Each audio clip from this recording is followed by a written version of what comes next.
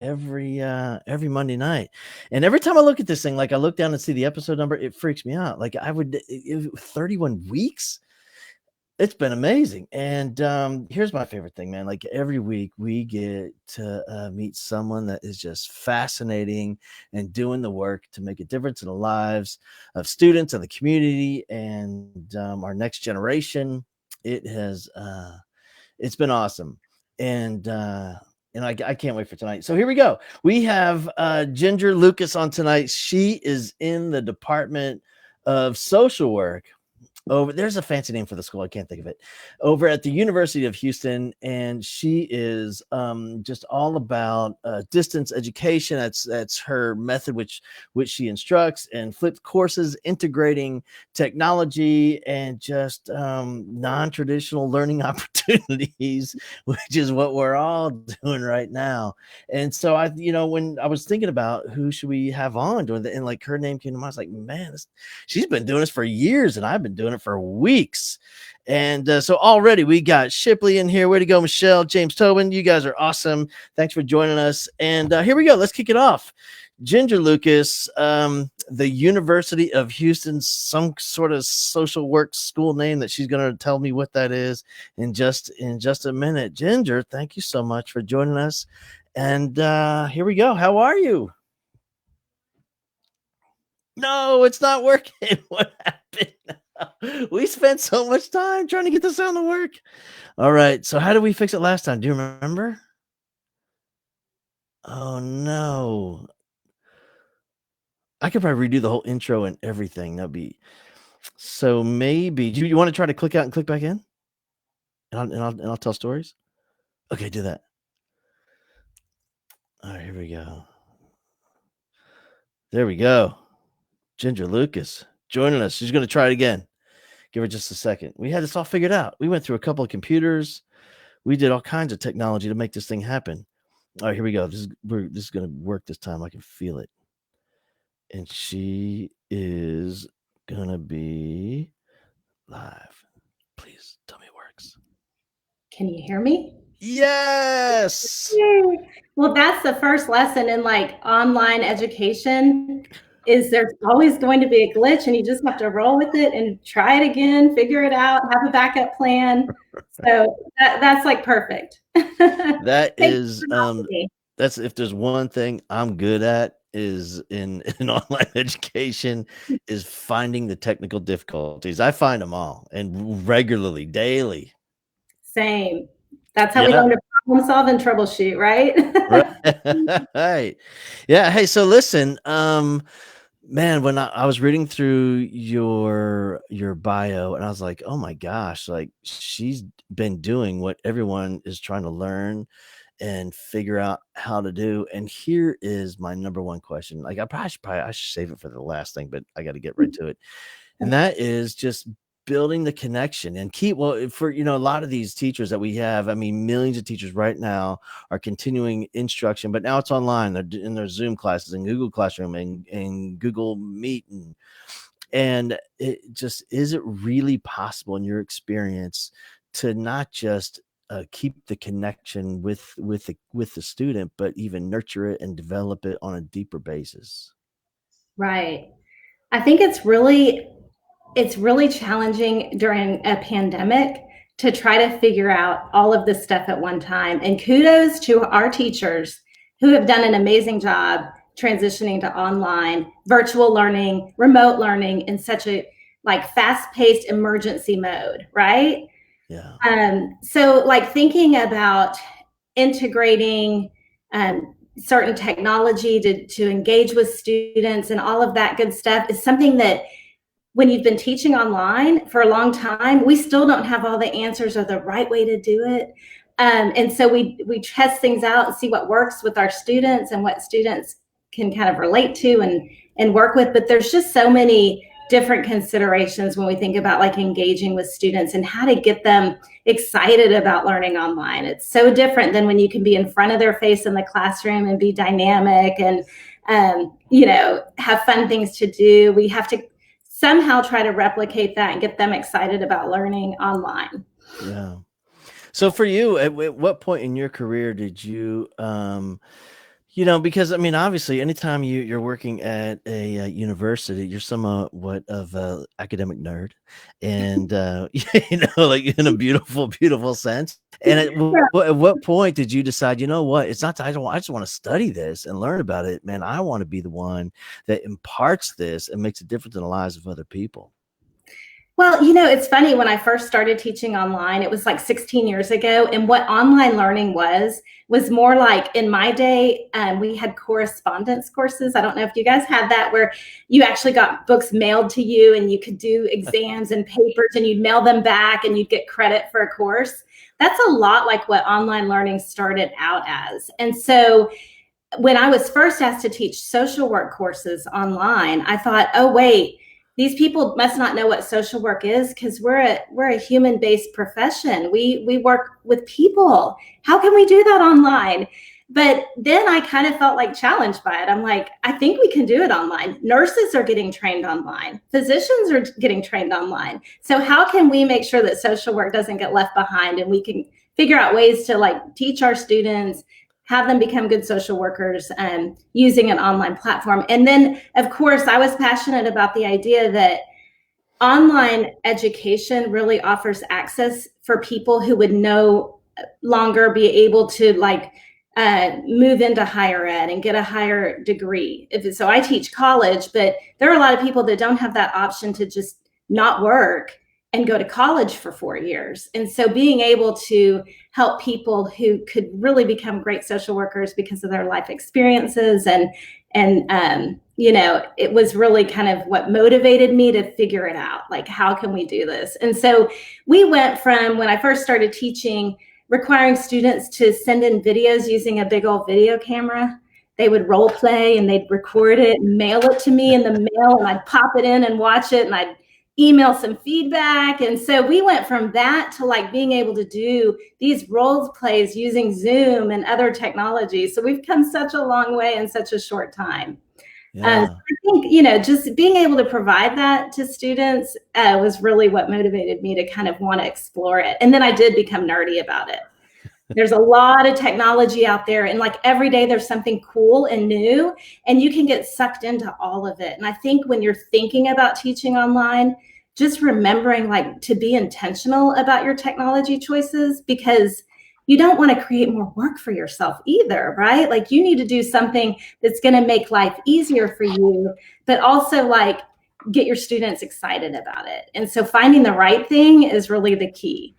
You know, for me, I think you guys, this isn't always true, but in terms of content delivery, I thought at the university level, I'm not sure why. Maybe because there's so much competition built into who's attracting kids. Maybe that's it. But I think you guys are way ahead of us in the K-12 world as far as different options for different learning styles and different life needs in the moment and challenges going on. And what we're finding out now is, I can't tell. I guarantee you, it's every teacher. Every teacher has this experience. It's 100%. It's probably not, but I'm going to pretend it is. That they have a kid who they struggled with teaching all year long, and the kid just was not engaged. They've been trying to inspire the kid and motivate the kid and engage the kid and find common ground and interests and get our life concentric circles to get closer together. All that's happening, and the kid just wouldn't buy in. And now all of a sudden, this kid is flourishing in some sort of a distant learning a platform.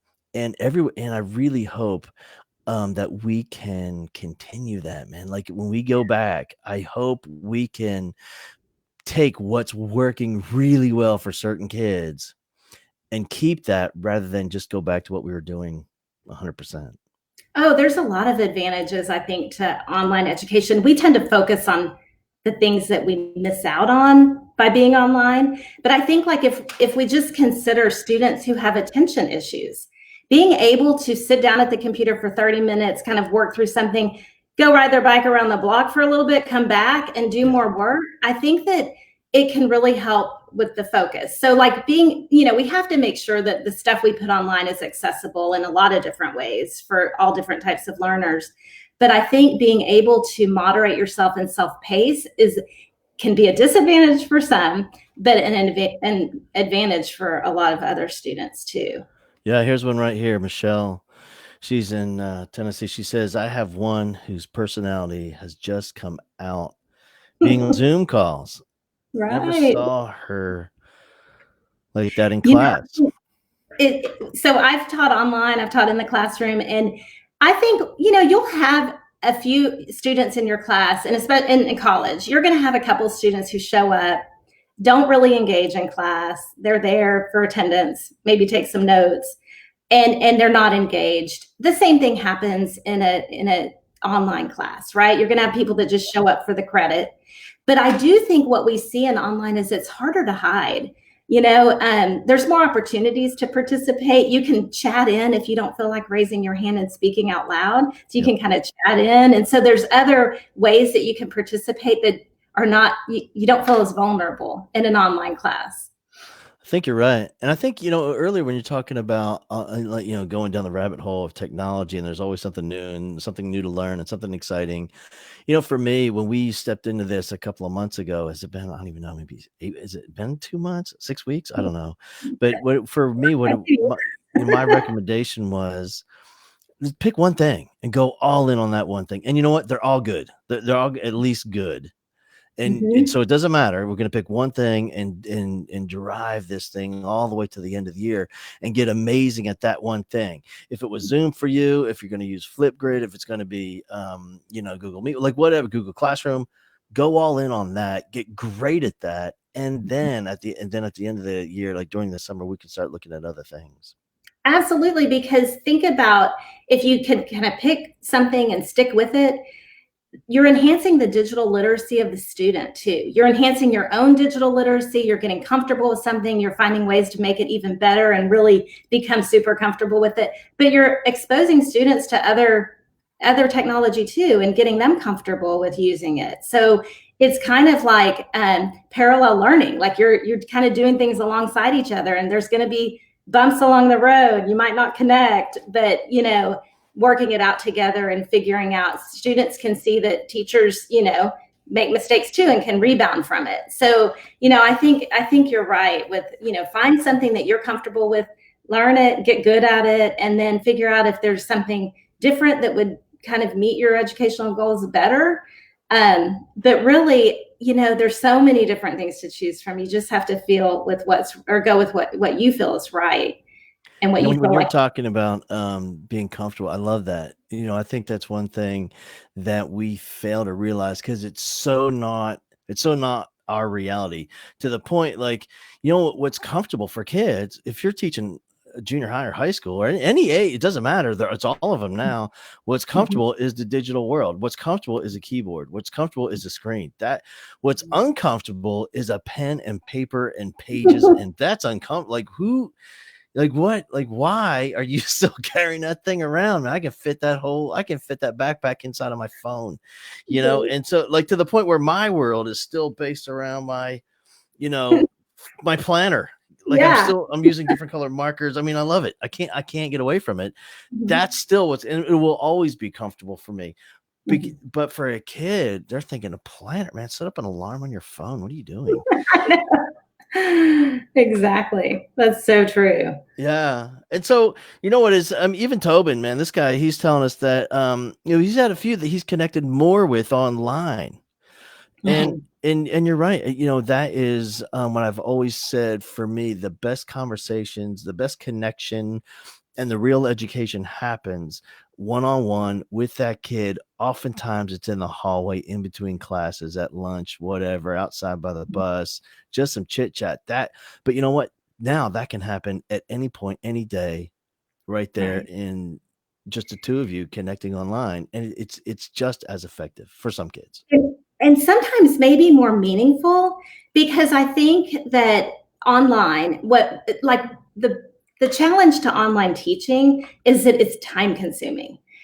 The way that you kind of engage and connect with students can be more individual, like through email, like you're sending an email back and forth, and that's time consuming. Whereas in the classroom, you kind of give the instructions out and whoever was listening gets it.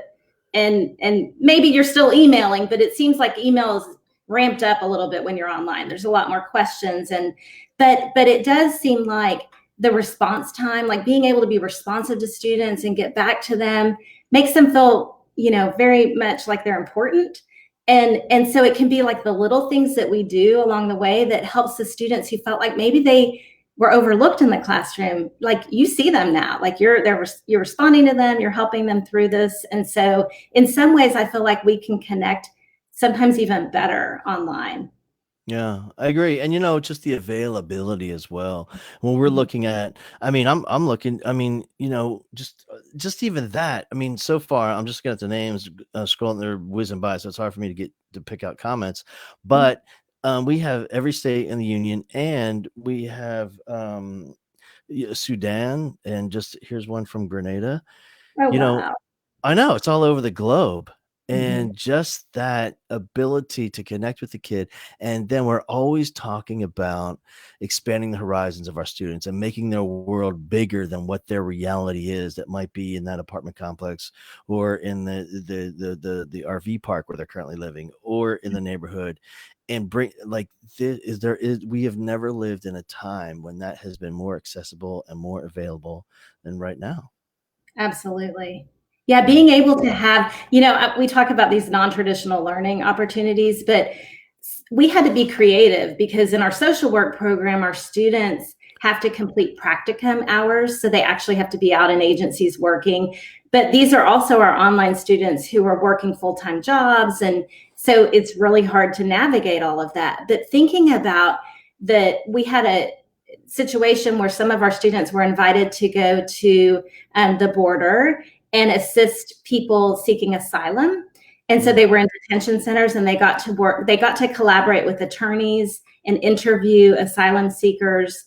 And this has nothing to do with any course that they're in. This was just an outside opportunity. And the amount of learning that took place through those non-traditional kind of experiences, I think this just gives us an opportunity to really think about, like, how can we create learning opportunities for students when we're homebound? Like, what exactly could we do that could really help students learn and get the skills that we need, or the experiences that we want them to have? And I think, with this pandemic and the situation that we've had, there could be a silver lining in our ability to kind of be creative and really go back to the core basic things that we want students to get, and how can we help with that. Like another example I have is students who have grandparents that were teachers who are retired. I've heard about them offering tutoring to their grandchildren now using Zoom, because these grandchildren are at home, their parents are working, and their parents don't have time to help, with all the online classroom. So now the grandparents are doing some of this tutoring and teaching. And I think, like, what a unique kind of cool experience that would have never happened had this pandemic, not happened. So Yeah. I think what I've loved watching is, I've been telling people for years, people outside of education, they always talk about, in Texas, we have what's called the STAR test, or in every state has some version of that. I'm like, man, because they would call it like a basic minimum skill test. I said, no, that was when we were in high school. This is right. what this is a whole different animal, my friend. And Yeah. like, if you haven't seen math in the last 5 years, you have no idea what math really is.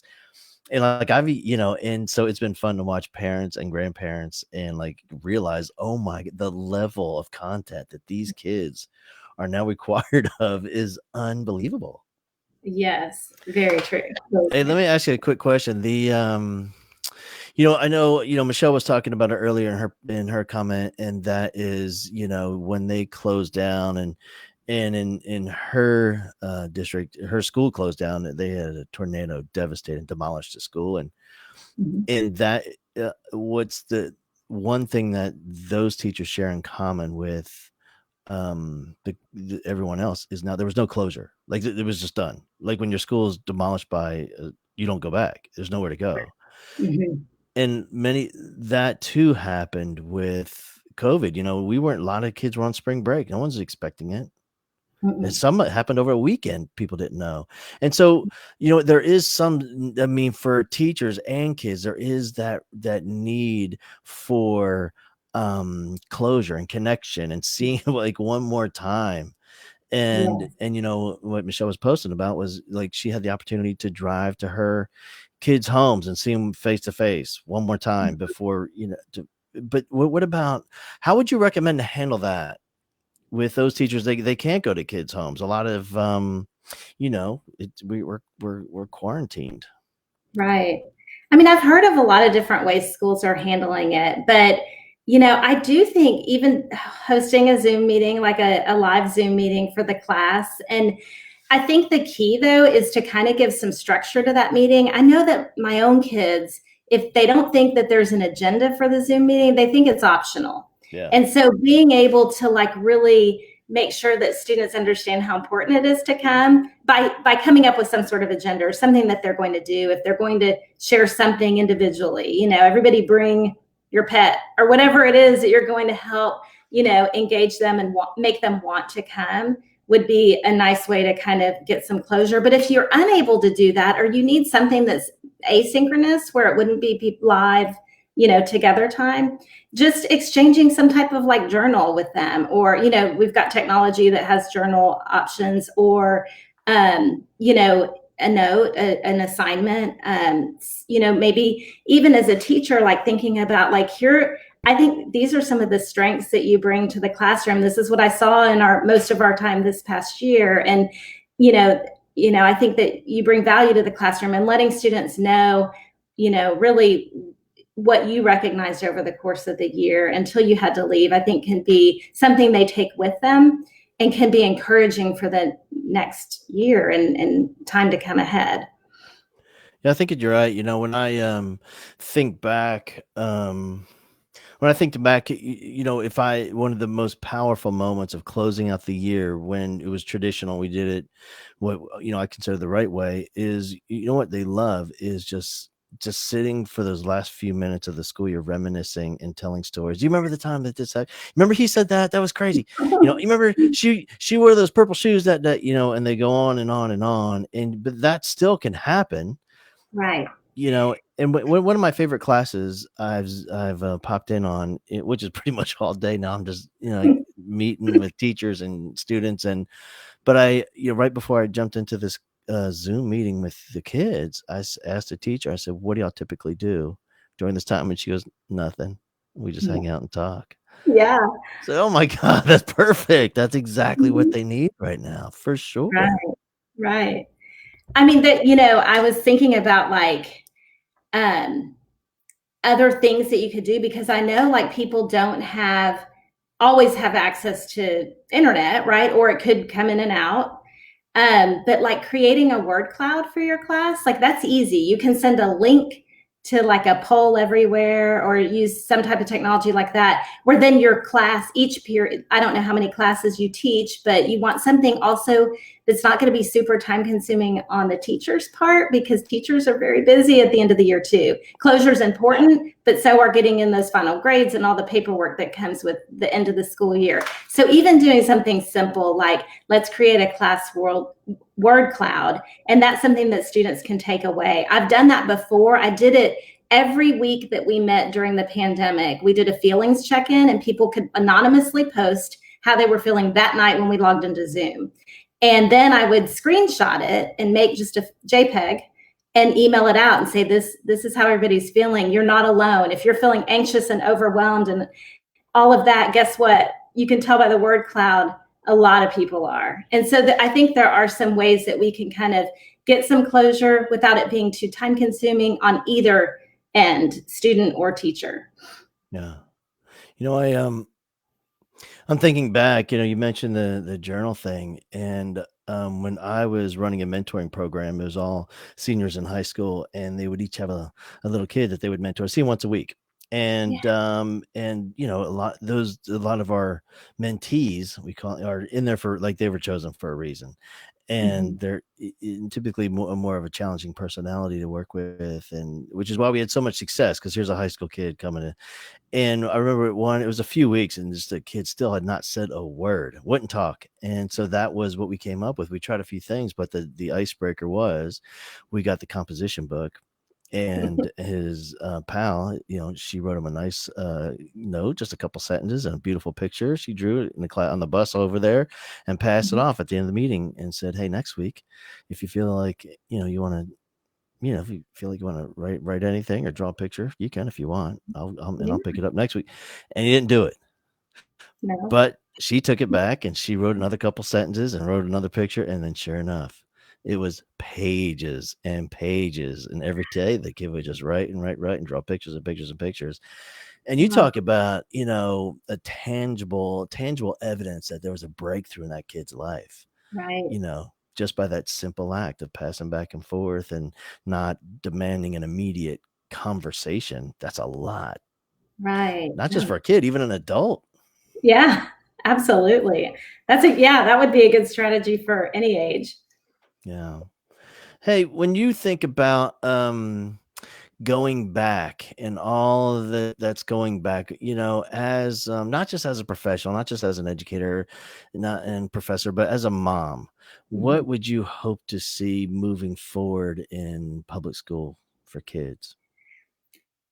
Oh, I've thought about this a lot because I really think this does give us opportunity for like an educational revolution, like rethinking the way that we do things. And what do I hope to see? It's hard to say because I do think students love school. They love the FaceTime with their teachers. They love getting to know their teachers. There's always, somebody special every year that they're probably not going to forget for their lifetime, right? And so I'd hate for that to go away. Yeah. Um, do I?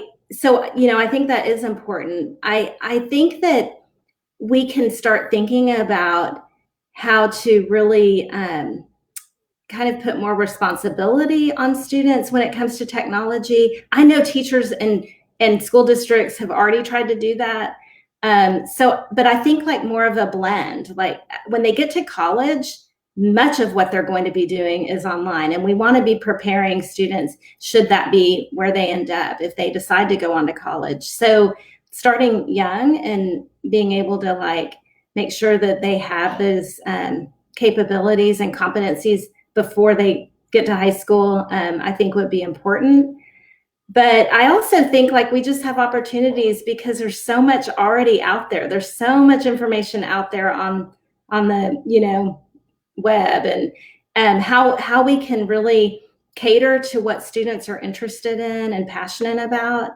Um, if I were to think really big, I'd love to kind of really embrace competency-based education where students who have excelled and completed an online math course because they're good at math could maybe spend their junior year in high school focusing on writing because they're very weak at writing. So like Yeah. there could be more intentional, education based off of those needs. But it's really difficult when we're educating masses and masses of students. So I recognize that piece too.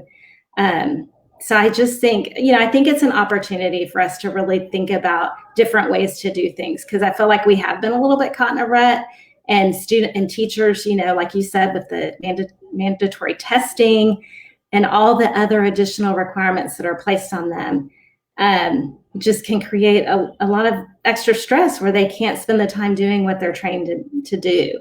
Yeah. So I I don't know. agree. I mean, this is the prime time in our in world history where we can take a moment. That's the problem, because as soon as we shut down the school year on a typical year, we have to reevaluate and get ready for the next year, and there's no time to reassess. And this is, an opportunity where we can really say, no, wait a minute, before we go back, what, and like we talked about earlier, what is the one thing? This is I guess last week, Heather Patterson, principal, like what is the one thing we can be amazing at? Let's take one thing from this experience. First, let's identify that. Like what can we find? This has been a horrible event, and no, we would never wish this upon anybody, but it happened. What is one thing that we learned and is a beautiful thing that came from tragedy? Let's find one thing and get really good at that and keep that for the next year. So I think, I agree. This is a time for reassessing, reevaluating, and then just rethinking and reapplying how we do Mhm. school. Hey, can we have people asking some social work questions? Is it okay if we put you on the spot? Absolutely. Good, because it'd be hard to say no right there. If you just said no, we'd be done. Right. Hey, so for I hear about this a lot for those kids right now, and I hear this I hear this every day, that a lot of kids, because of the overstimulation of information coming in. I'm talking 6 years old to 16. Just hearing parents talk, just seeing social media, just hearing it on the news in the background, that when they talk about 100,000 cases and millions and all those numbers, it's terrifying for kids. And how would you handle that what kind of a foundation would you build for that conversation with that kid? Well, I think first of all, acknowledging that fear and that it's not irrational and it is something that we have to understand is happening right now. I mean, kids may have lost somebody already or know somebody Yeah. that has died related to this. And I think where fear sometimes comes from too is our inability to control the outcomes, right? Like kids feel very vulnerable because they can't control this. And so I would start by, validating those feelings. They're normal, and even adults are having those feelings. But then also just thinking about what is in my control. It is in my control to be very careful and wash my hands and wear a mask when I go out, or whatever those requirements are of that local community. These are ways that I can actually empower myself to be safe. And if we give kids tools to make them feel empowered, that they actually have a little bit of control over it, I think that can help negate some of those fears. But they're real fears, and we shouldn't dismiss them. We have to acknowledge that those are true, and that the government is working on cures and treatments, and we hope that's going to come. Until that time comes, we have a plan in place, and that is to really be careful about washing our hands and who we're around, and the things that we can control. Yeah. Early in my career, that was where not just as a teacher, but also in my career as a parent, where I was just not good. Oh, you don't have to worry about, come here. Don't you worry about that. Don't you worry. Mhm. But no, man, this is like, we should worry, Yeah.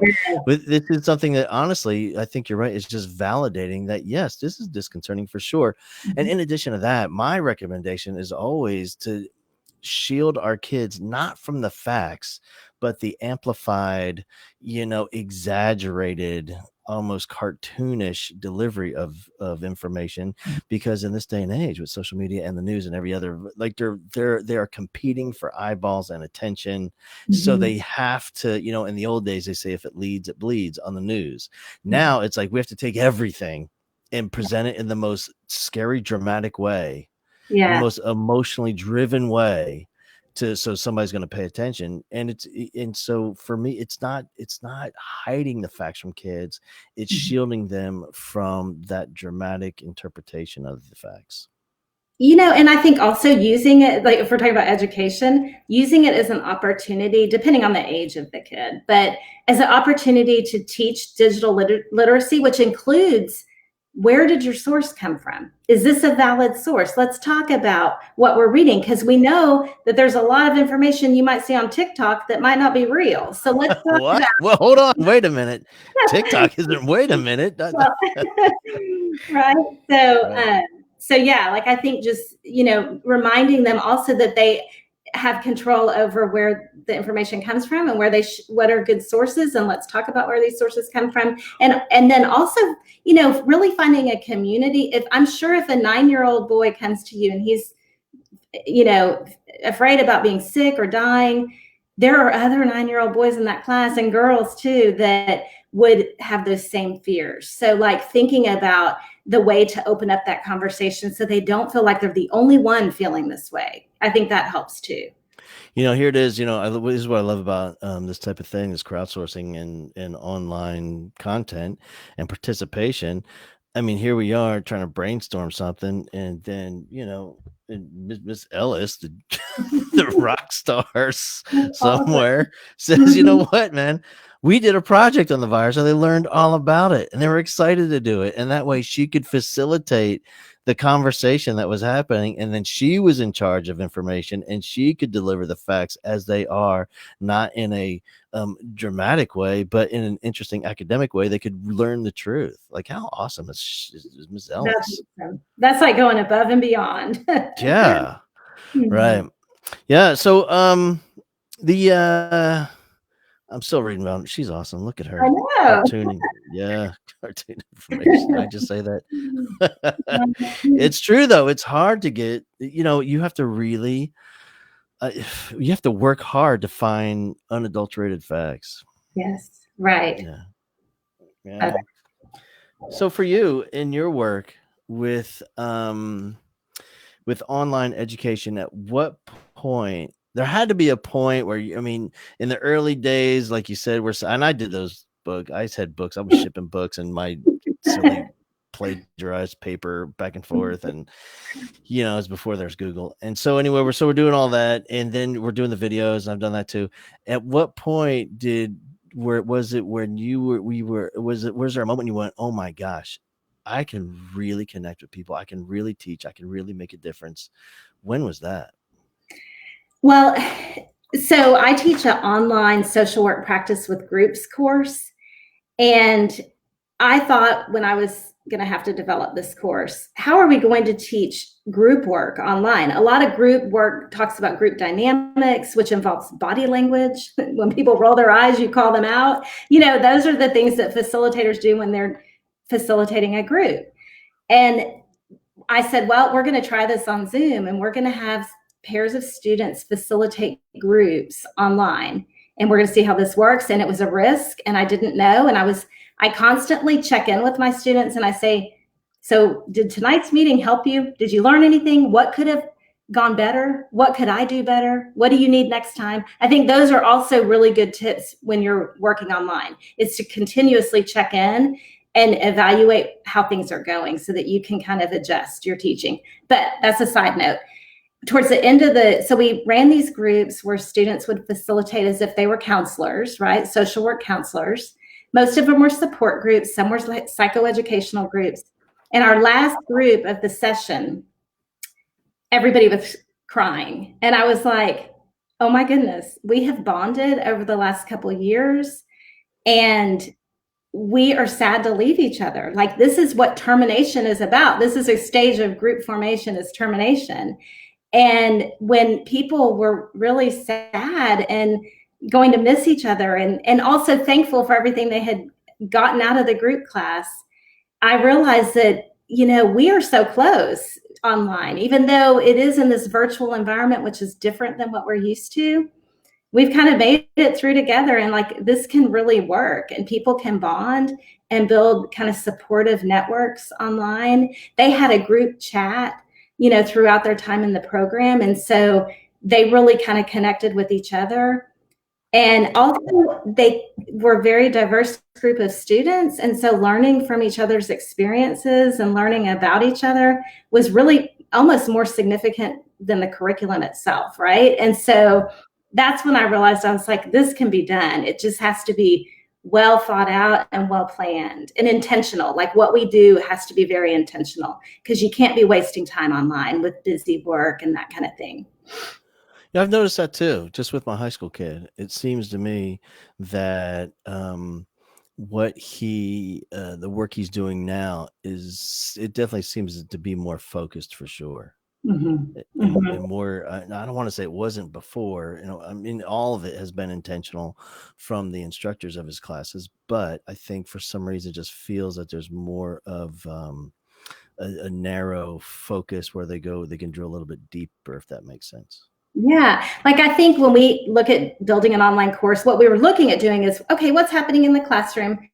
Now, how are we going to translate that to online? And, we follow all these best practices, and we look at Bloom's taxonomy and all of that good stuff. And I think what happens is people that have been teaching face-to-face in the classroom for a long time realize that some of what they're doing doesn't even correlate to the objective of the day or the course of it's just something that they have been doing for so long didn't want to drop it. It seemed like a good activity, but it's really not relevant anymore. So it really gives us the opportunity to just kind of make sure that everything that we're doing, there's a reason behind what we're doing and why we're doing. And it kind of stair steps off of each other so that students don't jump straight to the assignment without doing the work to get to the assignment. Sure. And one thing I want to talk about is, I don't know if it's worth is as we're talking about this, I'm clear and I'm completely aware that these are certain types of kids and families.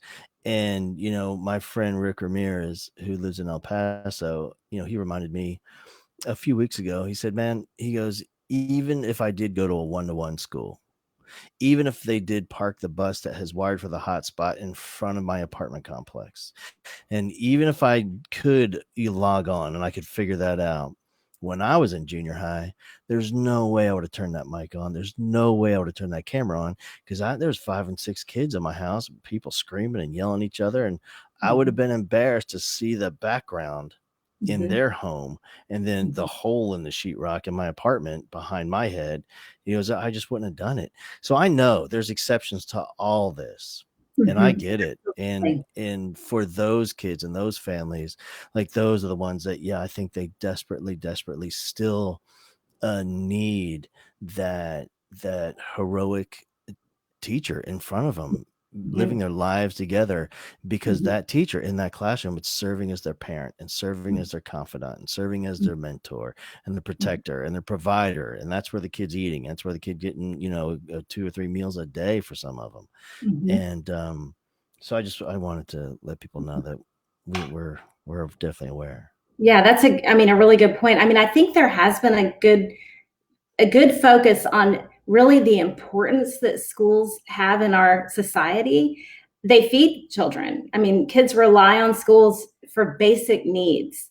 It's not just education. If it was just education, we could move to online virtual as needed, but that's not the only thing, right? Like, I think thinking about students who are in those situations who may not have access to technology, Wi-Fi, or even if they have a computer, it may be old and you have to have a certain RAM to run programs and do all these cool technology things. Are they going to be able to do that? And then thinking about, like you said, the environment that they're surrounded in. Can they sit down and do their class from 8 to 9 in the morning? Is that even, a possibility for them? Yeah. And what does that mean? Are they sharing room space? Are they, is it quiet around them? Can they focus? And keeping all of that in mind. And I think we have been thinking about that. Like, I think public schools have thought about those students who might slip through the cracks, and really who online learning creates a severe disadvantage for them. What I don't think that we've talked a lot about is the impact this has had on teachers too. Yeah. Teachers also were thrown into an environment at home where they may be sharing Wi-Fi access with their children who are now also taking classes online. They are sharing space with a partner who is now having to work from home. And then they're supposed to be doing all this online engagement. And there's a lot of, stress, I think, on teachers at this time to, and they've, teachers have done an amazing job with this emergency learning. And I know the problem is they want to do better and do more, but really, like, I think we have to be understanding of the fact that teachers also are in some of the same situations as some of the students. Thinking about accommodations. Some teachers have ADHD also. It's hard for them to sit down and be on Zoom with their administrators 8 hours a day or however long they're expected to do it, And so I think just being mindful that these issues aren't just, related to students. It's also a teacher issue too. Yeah, it's true. I think about that a lot, where many times, not always, but for lots of teachers, just kind of the personality makeup of the going into that profession. There's tons of compassion, and there's lots of a nurturing personality, and they want to help, and they want to be the one the kid thinks about forever, and they want to make a difference. But also, what many times comes along with that is this natural feeling of, I'm not doing enough. Yes. And that's already tough to handle when you're in person. Now you haven't even seen your kid for a couple of weeks because they haven't logged on. Right. And, and now you're thinking, or, in some of the smaller districts that just their kids are coming up to the school for the packet, or mom's just coming in, the kid's not coming in the car and they're thinking about that kid to get the packet. And, in like handling that, Mhm. so I really hope sometimes we can help educators make that shift from thinking I'm not doing enough to, yeah, I'm doing everything I possibly can and I'm doing it perfectly. And that's not a fair question to ask yourself, well, couldn't I do more? Because the answer is always going to be yes. Yeah, you could have stayed up 10 minutes later. Yeah, you could have got up 10 minutes early. Of Mhm. course. That's not Mhm. a fair question. That's why I try to tell people don't ever ask that of kids. Well, you could have done more. So could you. Like, that's not fair, man. So, for any thoughts on that, on helping teachers deal with the voice in their head just saying, man, you should do more. You could do more. Mhm.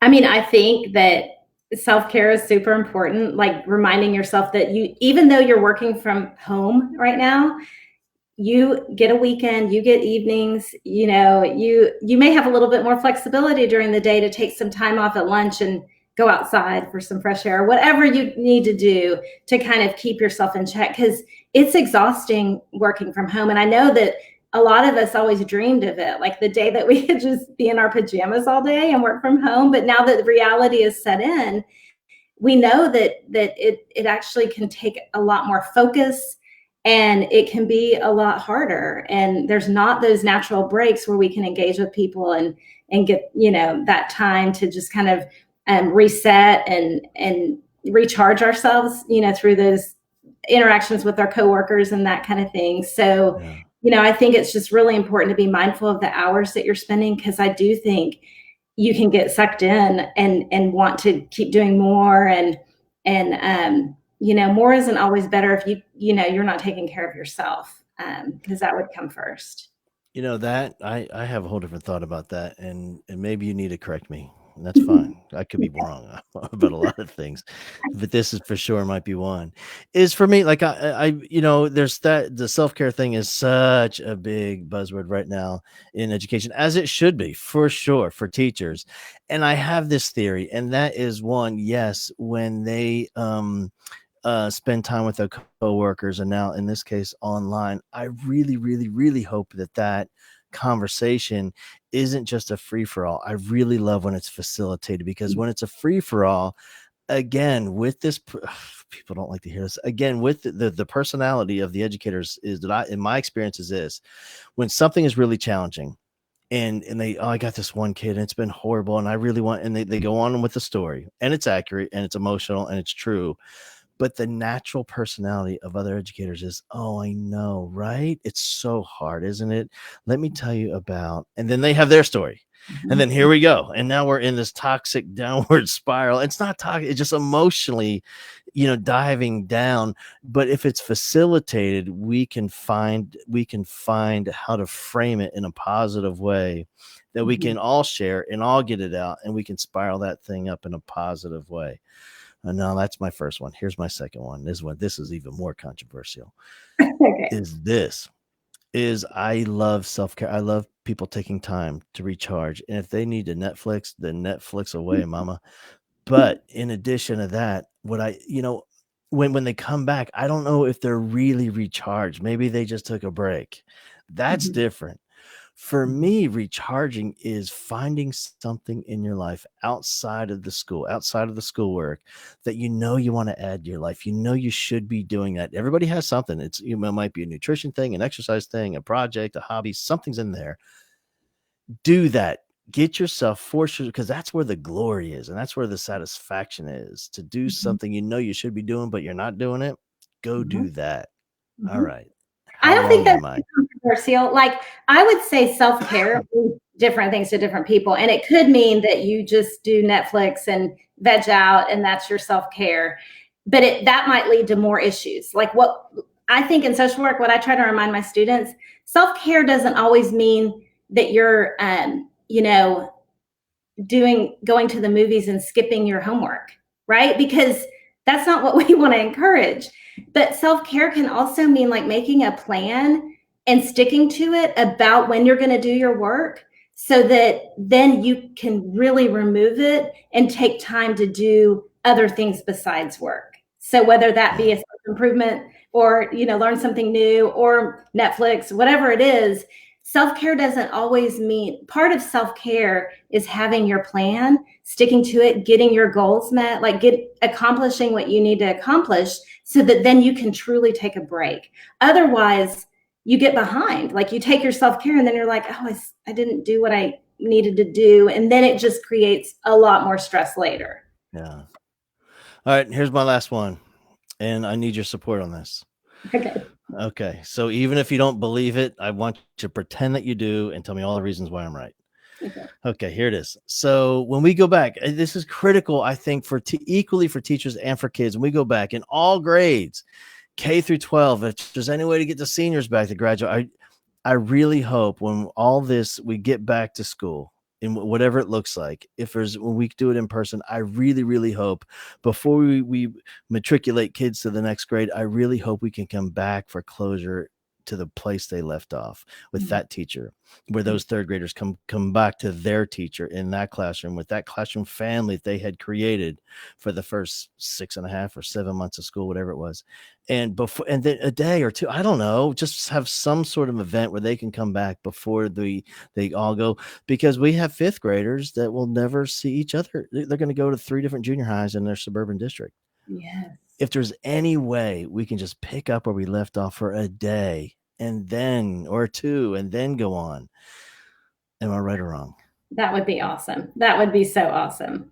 Yeah. I don't know if it's possible. You're right. It is a mass of humanity in schools, and how to facilitate that, I don't know. But if there's any way, I really hope it'd be possible. I feel like teachers and administrators are trying to figure out ways to help with that closure, especially for the seniors graduating. Like, I know they're working overtime, going to their homes and visiting them and presenting them with awards and such. So I think they'll be able to come up with something to kick off. Hopefully we return in the fall, and hopefully there's something there to kind of make that transition. Because I do think it would seem really abrupt to just move on like nothing happened, right? Yeah. Yeah. One of my favorite things I saw was at the very beginning of this was, I want to say, I could be wrong, I want to say it was Thomas Hensley, principal out at Klein Oak, where he came on and did a video just for his seniors. And he said, all right, let me tell you something. Here's what I don't want you to worry about. There's a lot to worry about, for sure. You can eliminate those. Don't worry about prom. We're going to figure out prom. I don't know when. It might not be this year, but we're going to come together for prom at some point in your life. Don't worry about graduation. You're going to walk the stage physically and me hand you a diploma. It's not going to be when you thought it was, but it is going to happen. We're going to do, he went down all the senior traditions they have in their school, and he goes, now we're taking care of all that. So you can take that off of your list of things to worry about. And now you can focus on your family and staying healthy and staying connected. And I thought it was awesome. That's great. Yeah. Yeah. Hey, listen, thank you so much for hanging out with us. Thank you for having me. This has been so fun. I'd love to come back and chat more. Yes, I appreciate it. We'll definitely do it, especially when we start getting some, getting a look at what our future is going to look like and how we're going to come back. And I think that would be a great conversation on, just from a parenting perspective, how we talk to kids about going back and safety. Because I know kids are going to be, they're going to want to go back, but it's still going to be some part of them that's going to be nervous to do that. And how the best way is to talk about this. Oh, let's talk about that before we go. Just give people something to think about. How we process this when we go back, for a lot of kids, it's going to be their teacher. This is going to be the first one to talk about it. No one, it's not going to happen in the home. It's not going to happen anywhere else. It's going to be their teacher when they come back to school to process and to talk. I just don't feel comfortable with kids just jumping into first day. Okay, here's the warm up on the board. Here's your notes. Get back to work. Like, it has to talk about. And so what can teachers do now to start preparing and thinking about that? I think starting out the school, if I was teaching in the classroom, and I plan to teach in the classroom, and I hope it all works out, whether I'm online or in the classroom, right? I plan to start out my fall with some discussion about what we've all just lived through and how crazy things have been. I mean, we regardless of whether we start in the classroom or not in the fall, the pandemic's not going away in the fall. There will still be people who are touched by it or who have been touched by it. So I think building in space right off the bat to talk and you can kind of frame the discussion based off the age group and developmental appropriateness of what you want to talk about. But starting with open-ended questions and letting, and, you know, doing things, of course, students may not know each other and they may feel uncomfortable with sharing. So letting them write it down and anonymously reading responses could stimulate some discussion. But I do think it will be really important to address it. I want to share a resource. The New York Times has online educational resources that are available. They're open access, and they have a great kind of list of things that you can do. It's probably more geared toward high school, but talking about the pandemic and just really bringing up important discussions about, you know, ethical treatment of people during the pandemic, disparities that we've witnessed during the pandemic, fears that we all have, how do we move on, changes that we might see in our, you know, culture or environment because of the pandemic. So, you know, there are great online resources that can help stimulate that discussion, but I think it could be something simple like a discussion, an open discussion. Yeah. I love it. You know, I'll tell you one thing that 100% of elementary teachers are amazing at is looking at resources like that and making it age appropriate. Like they're phenomenal, like world class. And so I know that they're going to go there and they're going to figure out activities way better than you and I could ever brainstorm. I guarantee you that. That's exactly right. Yes. Hey, thank you so much again. I really, really appreciate you. Thank you for having me. This was fun. You're fun. Thank you, everybody. All right. Bye-bye. Good night.